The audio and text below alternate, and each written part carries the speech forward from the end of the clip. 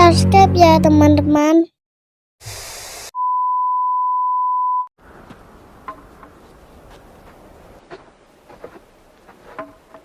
Cerita diawali dengan memperlihatkan seorang bos yakuza yang sedang berada di kediamannya dengan ratusan penjaga yang 24 jam terus mengawasi. Hal ini seiring dengan kabar terkait mitos akan organisasi bayangan yang katanya bisa membunuh dalam senyap. Sehingga sampai si agen pembunuh berhasil didapat, sang bos yakuza tidak bisa tenang walau hanya sedetik saja.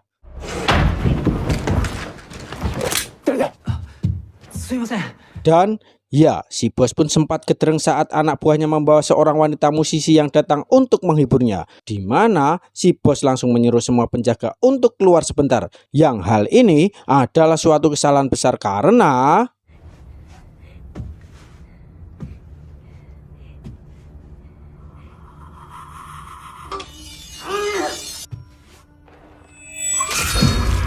mendengar suara teriakan si pemusik, para penjaga pun langsung masuk dan menemukan bos mereka sudah tewas dengan das pedot.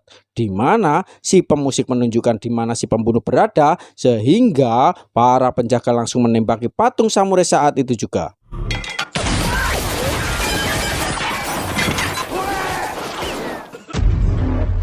Dan ya, si pembunuh pun muncul tepat di tengah-tengah mereka semua, di mana ini akan menjadi awal dari kebrutalan tingkat tinggi dan inilah yang terjadi.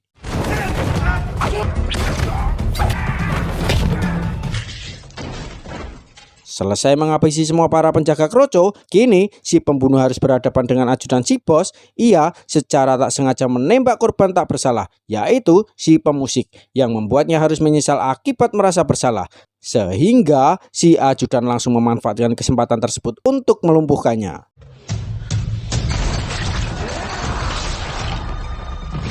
Si ajudan langsung membuka topengnya dan alangkah terkejutnya dia saat menyadari jika itu adalah seorang perempuan. Tak lama lampu pun padam, bukan karena habis token, tetapi karena memang sudah disabotase oleh seseorang, yaitu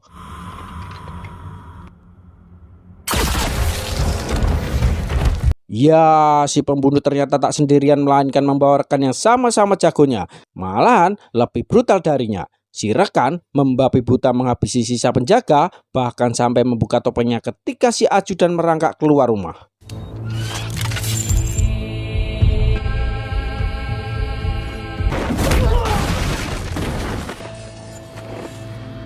Setelah menghabisi semua orang sampai tak tersisa, si rekan yang sama-sama perempuan pun langsung membangunkan si agen pertama yang ternyata hanya pingsan saja.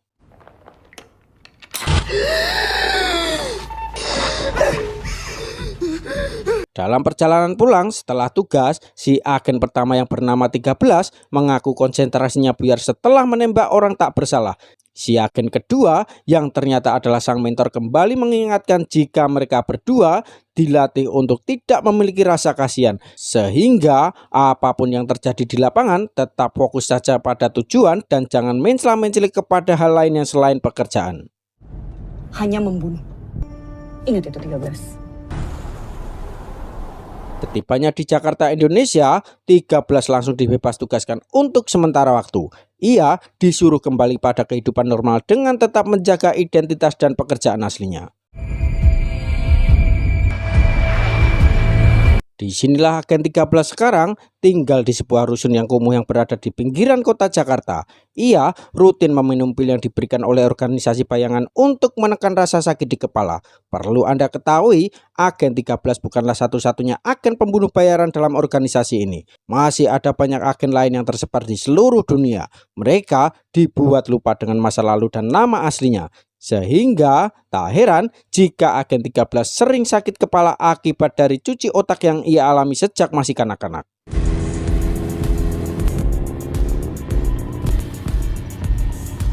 Satu minggu berlalu, agen 13 pun pergi ke gedung kosong untuk menghubungi organisasinya. Alih-alih sudah bisa bertugas kembali, operator mengingatkan agar agen 13 tidak lupa mengkonsumsi pilnya dan tunggu sampai ada kabar selanjutnya.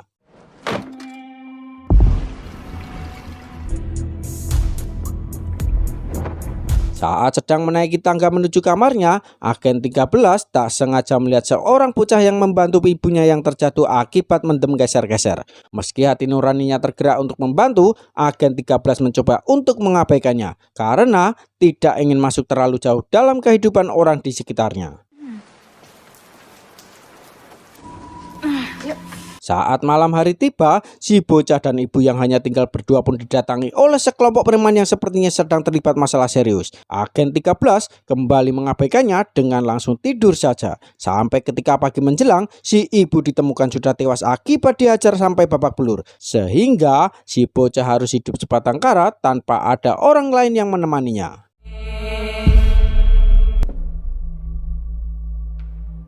Saat agen 13 sedang makan bakso di warung, si bocah yang bernama Monji pun meminta sisa makanan yang tidak habis. Disitulah mereka berdua berkenalan dan mulai menceritakan tentang penyebab kematian si ibu yang ada hubungannya dengan seorang bernama Haga. Entah siapa si Haga ini, agen 13 yang ingin menghibur Monji pun mengajak dia berkeliling menggunakan sepeda motor dan itu cukup melebur kesedihannya.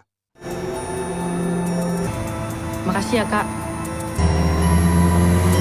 Keesokan paginya, sehabis mandi, agen 13 mendapat pesan terima kasih dari Monji melalui secari kertas. Di mana saat agen 13 akan menemuinya, Monji sudah tidak ada di kamar dan justru ada seseorang yang datang ke sana untuk menemuinya. Dia bernama Jackie, orang suruhan Haga yang diutus untuk mencari sesuatu di rumah Monji, yang ternyata adalah narkoba dan sejumlah uang yang telah dicuri oleh ibunya.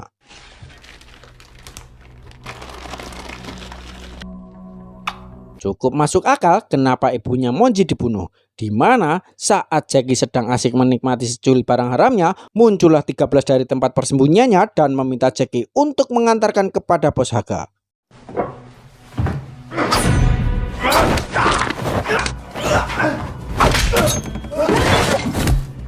Di mana Monji? Bawa aku ke dia. Ke siapa? Kagak. Ayo cepat. Dalam perjalanan menuju ke tempat Haga, agen 13 pun meminta Jackie untuk menceritakan siapa Haga dan apa pekerjaannya. Jackie langsung menunjukkan Balio, paslon cagup dan cawagup yang merupakan bapak dan anak yang tiada lain adalah orang di balik Haga yang menguasai bisnis narkoba dan beberapa tempat hiburan di Jakarta. Polisi? Polisi. Ini Jakarta, Neng. Ya, tidak hanya Haga dan pejabat saja yang terlibat, seorang kepala polisi bernama Prasetyo pun ikut terlibat. Bahkan berteman baik dengan Ariel, anak dari calon gubernur di Balio tersebut. Sehingga, ya seperti Anda lihat, tidak ada orang yang bisa diandalkan di negara Konoha ini. Kita kemana? Haga sama kembarannya no. Sorry ya. Setibanya di Monros atau tempat hiburan yang dikelola oleh Haga, agen 13 langsung diajak bertemu dengan adik Haga yang bernama Surya. Tidak jauh beda dengan Haga, Surya adalah sosok yang sama-sama kejam dan hanya mementingkan uang saja. Mendengar agen 13 punya informasi berharga, Surya pun mengizinkannya untuk bertemu langsung dengan Haga.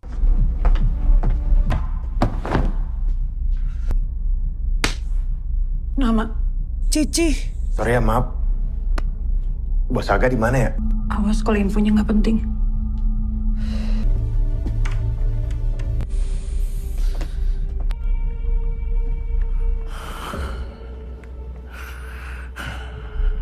Udah bos. Udah gua amanin tempatnya si Astri. Muka lo. Lo pakai barang gua? Kagak bos, itu emang mau gua kasih kalau lo. Cek. Dia bawa cewek ke sini. Katanya buat kamu. Saat Jackie menemui Haga dan meninggalkan agen 13 di ruang pengawas, 13 langsung memeriksa rekaman CCTV yang memperlihatkan Monji pernah dibawa ke tempat ini. Sehingga tak buang waktu lagi, agen 13 langsung blusuk ke ruangan Haga, menghantam Surya sampai pingsan dan melakukan duel 1 lawan 1 dengan Haga. Sumpah bos, gua kagak tahu. Tiba-tiba muncul aja. Mana Monji?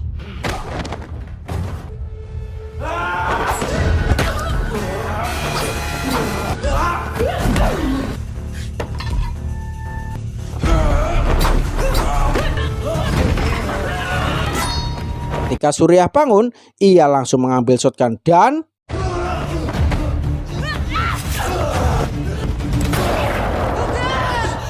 Ya, Haga pun mati ditembak oleh adiknya sendiri, di mana saat Surya kabur untuk memanggil para penjaga, agen 13 menyuruh Jackie untuk bawa sekalian gadis yang sedang mabuk parah. Namun, sesampainya mereka di lorong, para penjaga sudah menunggu 13 di sana, sehingga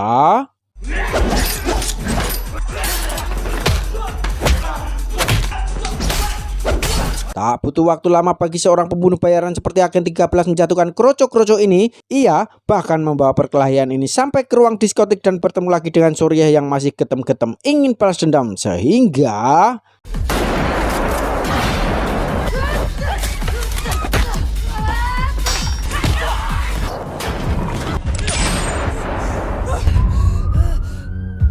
saat terdengar suara sirine mobil polisi, keributan pun langsung bubar dengan agen 13 dan Jackie yang langsung pergi. Jackie meninggalkan gadis Elsie di samping jalan dan langsung cabut meninggalkan tempat tersebut.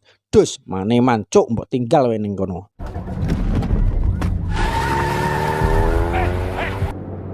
Lu udah bunuh gua!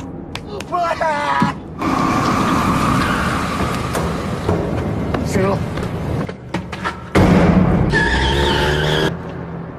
Beralih ke Pras alias Prasetyo yang sedang menginterogasi seorang kurir narkoba dengan metode yang tidak manusiawi. Sampai ketika ia mendapat telepon terkait kematian Haga. Pras pun langsung datang ke lokasi dan melihat sahabat dekatnya sudah terbujur kaku tak bernyawa.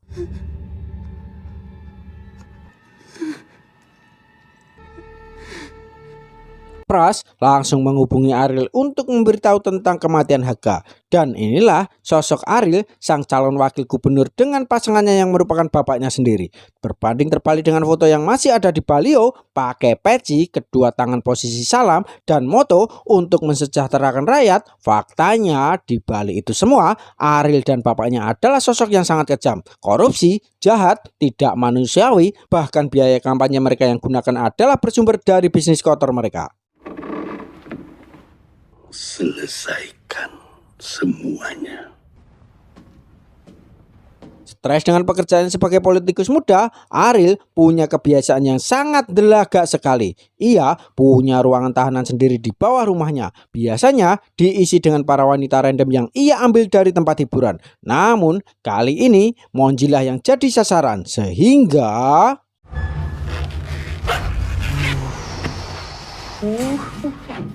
beralih ke Pras bersama anak buah polisinya yang akan melakukan pekerjaan di luar atribut mereka dengan berpenampilan layaknya penjahat. Pras dan anak buahnya pun mendatangi kediaman Jackie yang tengah bersama neneknya yang sedang sakit untuk mencari tahu siapa dan di mana agen 13 saat ini berada.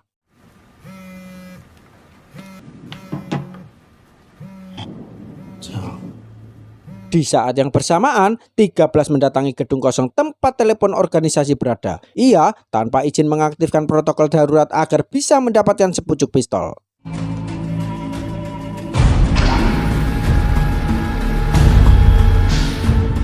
Jackie sendiri terlihat sedang berada di rumahnya merawat neneknya yang sedang sakit keras. Sampai akhirnya muncullah pasukan yang datang untuk mencari tahu di mana agen 13 berada. Di mana, Jack? Bang. Jackie mengaku langsung berpisah setelah pergi meninggalkan klub Monrose. Ia terus meyakinkan jika dirinya tidak ada hubungannya dengan agen 13. Di mana suara tembakan tiba-tiba terdengar di luar rumah. Yang ketika satu anak buahnya disuruh memeriksa, tiba-tiba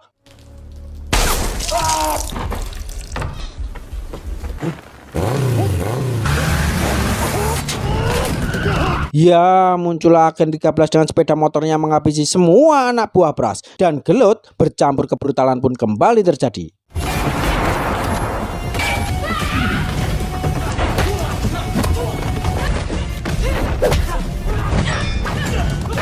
Selesai dengan para kroco-kroco, agen 13 langsung menghampiri Prasetyo yang tidak bisa bertarung sama sekali. Ketika agen 13 sedang menginterogasinya, Jackie tiba-tiba menyergap agen 13 dari belakang sehingga Prasetyo berhasil melarikan diri.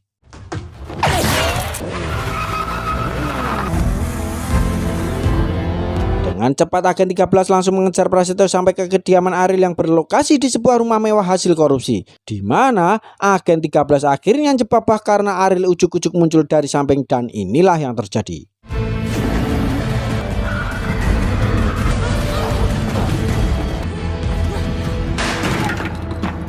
Prasetyo yang sempat marah pun sempat akan menghabisi agen 13, namun berhasil dicegah oleh Ariel yang ingin memberitahu dulu bapaknya. Di mana saat Pras sedang nyobrol tepat di telinga agen 13, tiba-tiba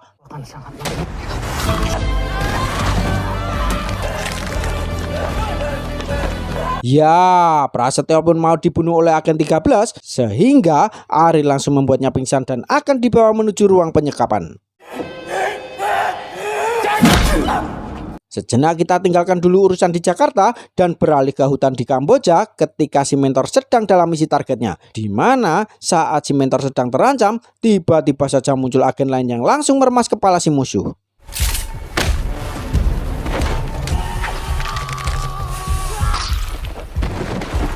Dia bernama Troika, agen pembunuh bayaran cabang Sukoharjo yang diutus untuk mendampingi si mentor dalam misinya. Mereka terus berjalan sampai ke dalam hutan sampai akhirnya menemukan sebuah gubuk tempat si target berada. Troika menyuruh si mentor untuk masuk sendirian sementara ia akan menghadapi musuh yang ada di luar.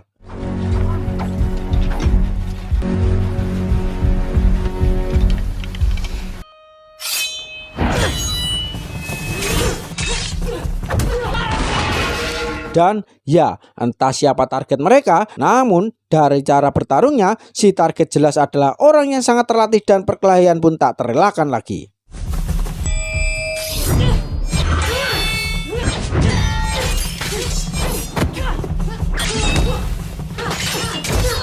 Saat target sudah jatuh, si mentor cukup terkejut saat menyadari jika dia adalah mantan anak didiknya sendiri alias agen pembunuh bayaran yang sempat dinyatakan berkhianat. Pada akhirnya terungkaplah alasan kenapa dia dan beberapa agen lain membelot. Bahwasannya mereka mengetahui suatu kebenaran akan organisasi bayangan ini yang memanfaatkan orang-orang terlatih seperti mereka untuk kepentingan suatu kelompok. Si agen mengaku hanya ingin menjalani kehidupan seperti orang normal. Bahkan saat ini ia sedang hamil anak pertamanya.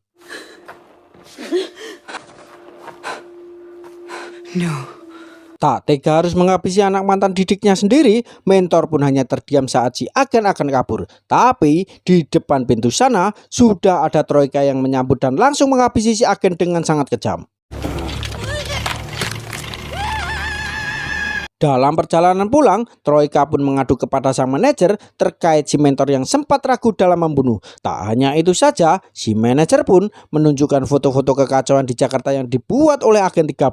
Sehingga mentor harus mempertanggungjawabkan perbuatan anak didiknya tersebut.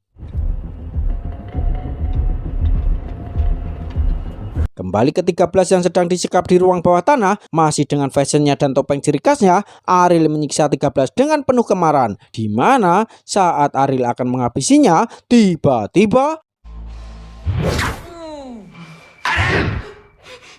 ya, muncullah bapak dan langsung memarahi Ariel atas ketidakbecusan yang menyebabkan Harga dan Prasetyo mati. Dengan fakta bahwa mereka masih butuh biaya besar untuk kampanye, maka transaksi jual beli narkoba dengan seorang bernama Kabil harus tetap dilanjutkan. Bapak melihat potensi besar dalam diri agen 13. Jika saja puluhan aparat dan anak buah Harga bisa ia habisi sendirian, maka tak sulit bagi 13 untuk menghadapi si Kabil dan pasukannya. Sehingga nanti saat transaksi mereka bisa mendapatkan uang tersebut sekaligus barang yang akan tetap menjadi milik mereka.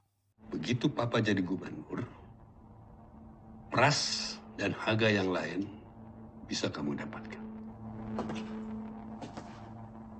Saya orangnya adil. Kamu mau anak itu, saya mau jasa kamu. Tapi kan masa anak gubernur kayak gini. Tak lama setelah bapak pergi, mereka pun memasukkan Jackie dan Monji yang sudah dalam kondisi benar-benar ya ampun sangat ajur cur. Dan wajahnya hampir tidak bisa dikenali. Wajahnya kami sensor ya agar tidak kena dolar kuning.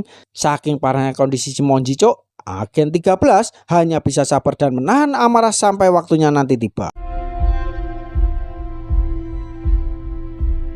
Singkat cerita, malam transaksi pun tiba. Dengan membawa serta Monji dan Jackie, agen 13 dipaksa untuk maju membawa tas berisi barangnya. Setelah uang sudah di tangan Ariel dan barangnya dibawa si Kabil, Jackie yang berada di dalam mobil bersama si bapak pun melihat kondisi Monji sudah sekarat dan akhirnya meninggal dunia di tempat. Sehingga dengan fakta bahwa tak ada alasan lagi untuk 13 menuruti perintah si bapak, Jackie pun langsung melakukan pemberontakan dan berteriak memberitahu 13 tentang kematian si Monji. Monji mati! Monji mati! Monji mati! Menyadari si bapak dan Ariel mengkhianati kesepakatan, Kabil pun langsung mengerahkan pasukannya untuk menembak dan inilah yang terjadi.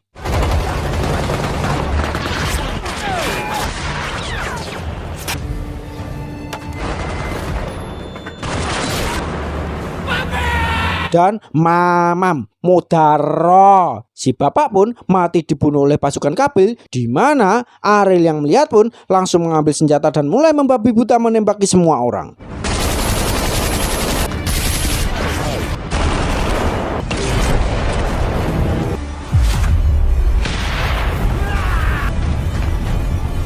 Selesai dengan para pasukan, Ariel pun loncat ke atas mobil dan memakai topeng kebesarannya. Ia menghabisi Kabil dengan penuh kemarahan dan berteriak memanggil nama agen 13.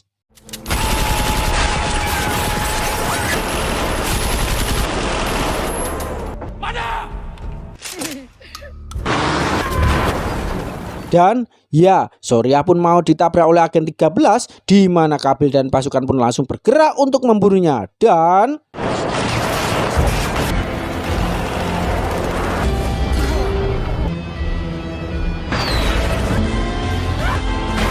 kini yang tersisa hanyalah Ariel dan agen 13. Dengan kemampuan 13 yang sudah terbiasa membunuh orang, jelas Ariel yang hanya seorang politikus muda yang punya skill nyobrot pun tak mampu melakukan apa-apa. Dan seperti inilah akhir hayatnya.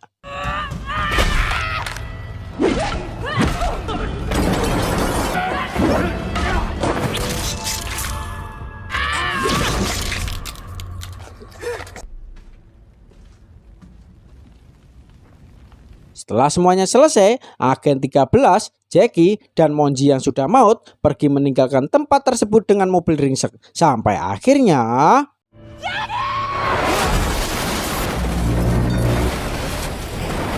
ya, disinilah mereka berdua sekarang disekap oleh si manajer dan mentor yang akan mengeksekusinya sebagai bagian dari protokol. Yang ketika si mentor akan melakukannya, Jackie tiba-tiba mendorongnya dari belakang dan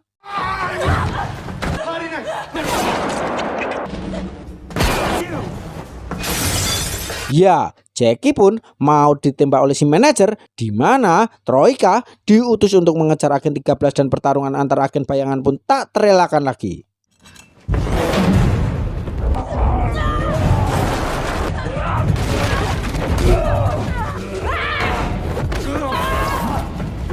Tak butuh waktu lama bagi agen 13 untuk menghabisi Troika. Si mentor langsung turun tangan untuk menghadapinya. Berlokasi di dalam kabin pesawat yang sedang diam, mereka berdua melakukan pertarungan epik yang sangat rawan sekali untuk menjadikan video ini dolar kuning.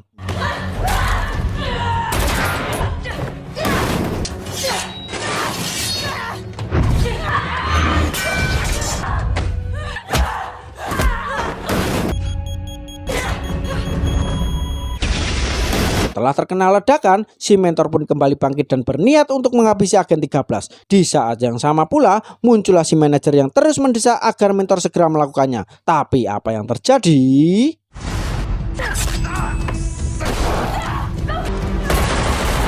Setelah si manajer maut dan si mentor sedang sakaratul maut, agen 13 pun diberitahu tentang nama aslinya, yaitu Nomi bangun, Nomi. ya, ternyata si mentor adalah ibu kandung dari agen 13 alias Nomi yang sejak kecil dididik dan dilatih sebagai pembunuh. Benar kata si agen hamil yang ada di hutan Kamboja. Organisasi bayangan hanya memanfaatkan mereka semua para agen untuk melakukan perintah tanpa bisa kembali ke kehidupan normal mereka lagi. Terakhir, kita akan melihat 13 alias Nomi sedang menguburkan ibunya di pemakaman umum, di mana sepasukan agen bayangan pun tiba-tiba muncul, yang ternyata itu adalah agen pemula bernama Agen 14, yang jika dia menghabisi Nomi maka peringkatnya akan naik menjadi Agen 13. Tetapi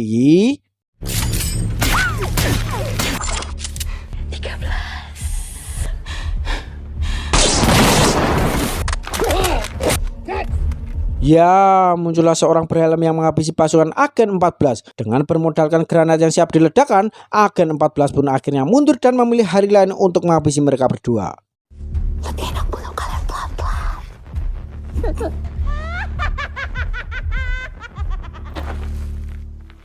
Dia baru permulaan. Mereka semua akan datang untuk... Dan tebak siapa orang di balik helm hitam ini? Pak Le, ya, beliau bernama Master Burai, agen senior sekaligus mentor ibunya Nomi. Master Burai mengajak Nomi untuk bekerja sama dan awur-awuran yang sesungguhnya baru akan dimulai.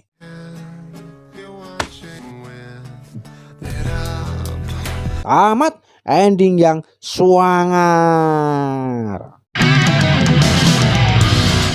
Pesan yang bisa diambil dari film ini adalah pesan tentang pentingnya menghadapi ketakutan dan mengatasi trauma terpendam.